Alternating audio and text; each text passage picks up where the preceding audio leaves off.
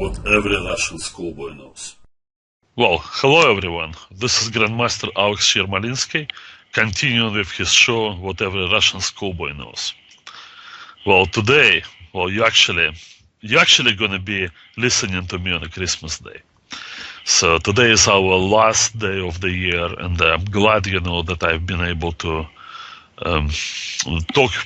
talk to you so much and record so many videos touching many important subjects here, and I really look forward to continuing in 2012. So stay with us here on the Internet Chess Club, and now have a happy and safe 2012. But for now, we still got work to do. Now look at the position on the board. This is Aronian Bakro. A game was played a while ago, maybe 6 or 7 years ago. Let me double check. 6 years ago.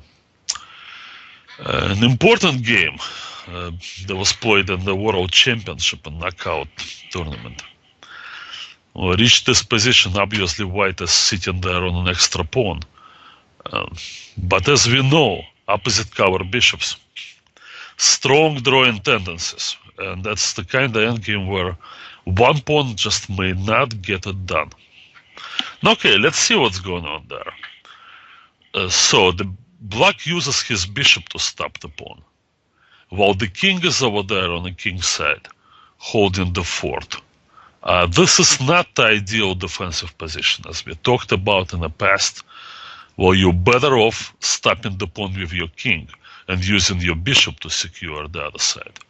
But here there's just too much stuff on the other side, too many pawns. And black also is somewhat bothered by the position of that pawn on h5. When the pawn goes forward like this, it effectively holds two of the black pawns. In a way, it makes the f5 pawn isolated, at least isolated from the g7 pawn.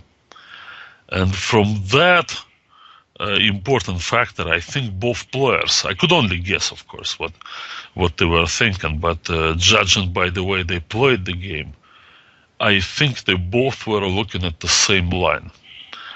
Okay, let's get it started. Suppose black here plays king g5. Then white will take. Pawn takes.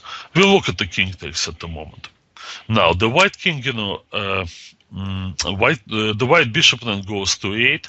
That protects the pawn. The bishop also can be anchored with the pawn there on g6.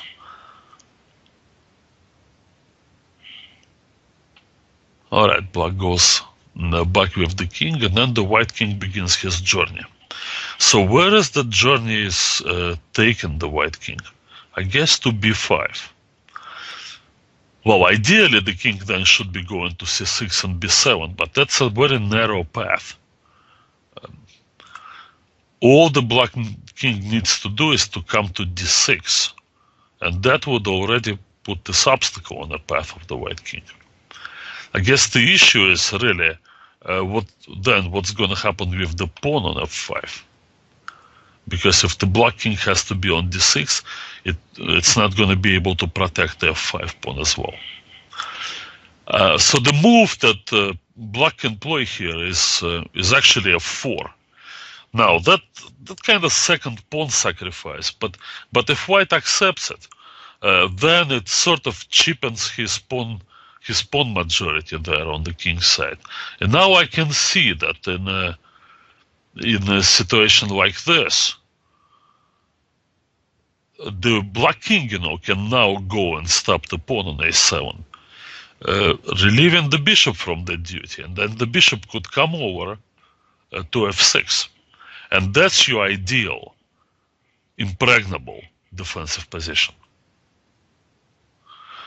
So from that point of view, white is probably not interested in taking the second pawn. So let's just suppose he ignores it. Let me just follow